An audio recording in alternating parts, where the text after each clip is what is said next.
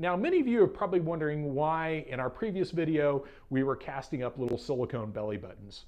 So here's why. We are going to be making a special field trip to visit one of our customers today, and we're going to be taking along several of these the SkinCast 0050 and SkinCast 0030 belly buttons to run some tests with. And we'll get to that in a second. But what these are is, if you missed the previous video, we mixed up some silicone, some of the SkinCast formula, and we mixed this with silicone pigment and flocking to get a realistic flesh tone. And we cast that into our ArtCast resin mold. So this is a great way to produce parts like this at a relatively low cost. These are very simple molds to make, and will produce a lot of silicone copies with minimal release residue. Now, once we got these cast up and demolded, now we're ready to take these down to Lubbock, Texas. So today we're going to be visiting Chris Vargas in Lubbock, Texas at the Hold Fast Tattoo Parlor. And what we're going to be doing is testing out to see how various tattoo techniques work on this particular silicone formula and see how well these work. There's some silicones that work really well for this and some that do not. So we've had a lot of questions about people wanting to make practice skins for tattoos.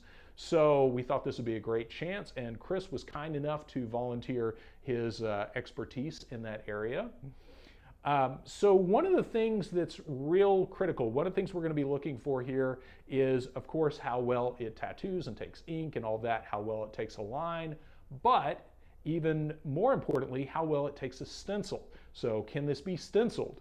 And how well does it work in that whole process? Because believe it or not, in the world of tattoos, you definitely want an artist that has practiced and is well rehearsed in the art of using a tattoo gun. So join us as we teleport to beautiful Lubbock, Texas in the Llano Estacado and the home of Prairie Dog Town and, of course, Buddy Holly. Okay, we are here in beautiful Lubbock, Texas, the Llano Estacado, and visiting Hold Fast Lubbock. So I have Chris Vargas, longtime Biddy Mold Supply customer from eons ago, called up the other day and had a question about tattooing silicone. So I thought this would make for an excellent road trip. So Chris, thanks for inviting me out, man. This has been wanting to do this for a while. So what we're going to do today is we're playing around with some of the new SkinCast 0030 and 0050 and just seeing how those take ink and just having some fun with it. So Mr. Vargas, take it away. Well, what do you have in store for our belly button, which, by the way, belongs to longtime Biddy associate and a good friend of Biddy, Danny Bliss. So thanks, Danny, for loaning us your belly button for this fine occasion. All right. So what we're going to do right now is I'm going to see how this stuff stencils, and then we're going to stencil on it and do some tattoos, see how it works out. Basically, it's just a carbon transfer. You take your drawing, run it through a thermal fax machine.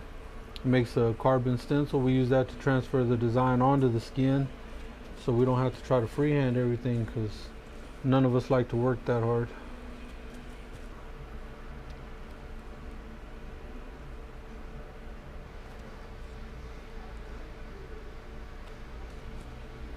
How long does it typically take a stencil to dry like that?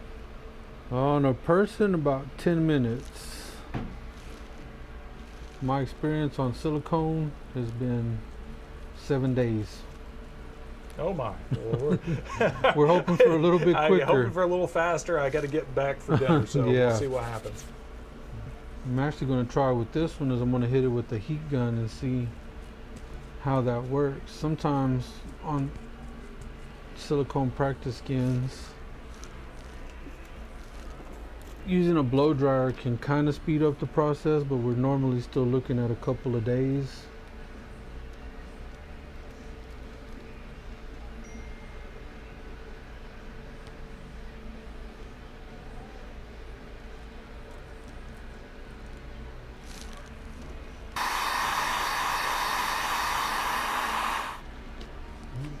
Just with a few minutes from a heat gun on this silicone, we're ready to go. So That's already outdoing most practice skins that I've tattooed.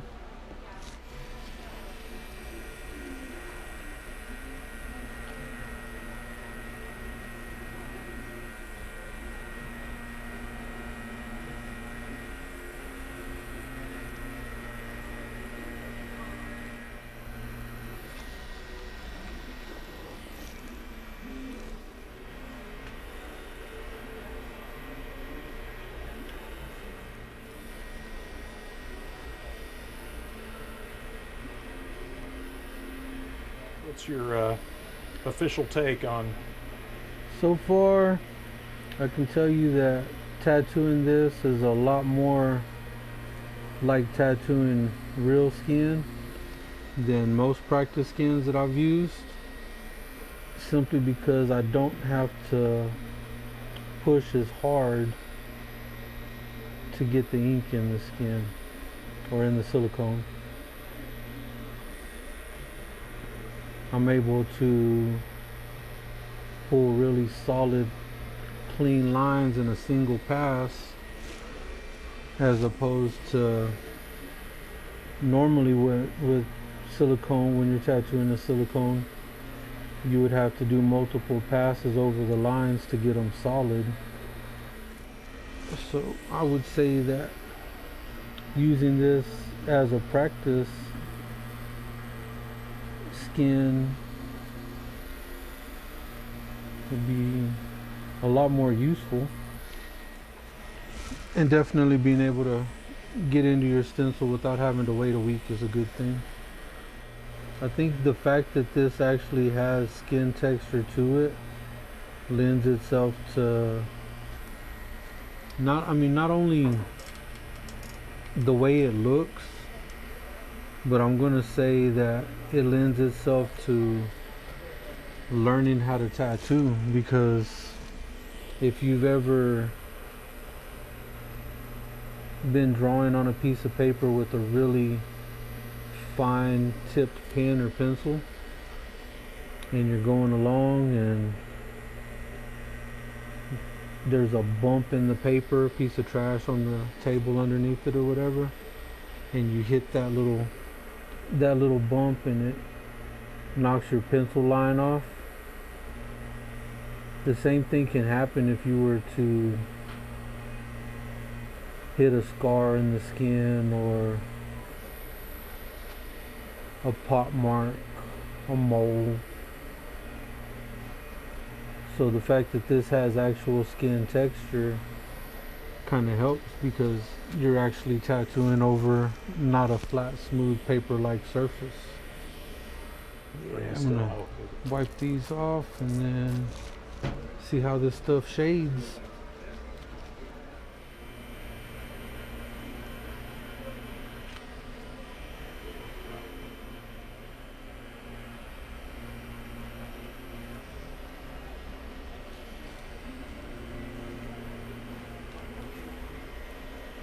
The shade's pretty good.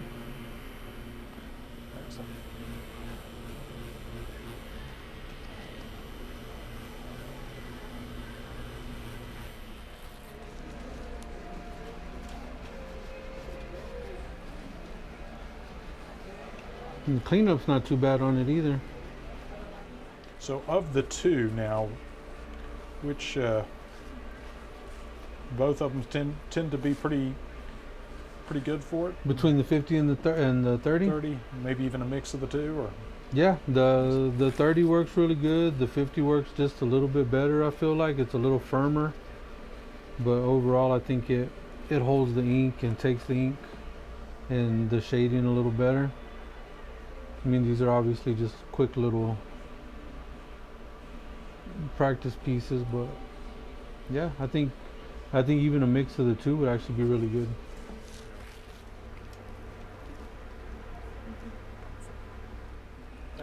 All right, Chris.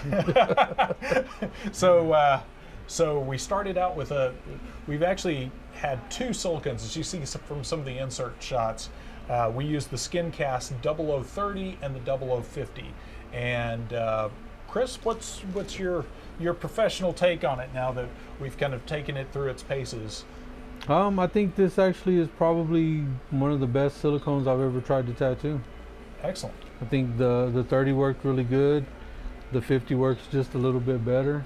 I mean, it'd be interesting to see what a mix of the two would do, but overall, I think this is a good way to go for it.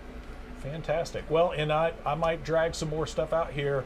My next trip through Lubbock, Texas might be dragging a torso or something.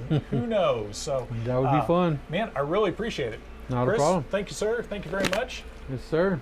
Excellent. Always good to find an excuse to get out to the Lubbock, Texas. But thanks for letting us take this through its tattoo paces, and hopefully this can be of help to you guys. And you said this tattoo's close enough that you could train on this. Yeah, you could accurately. definitely practice on this and learn something from it. Most practice skins, if you tattoo the customer the way you tattoo those, you wouldn't have no repeat customers. So this I feel like you could actually learn something from.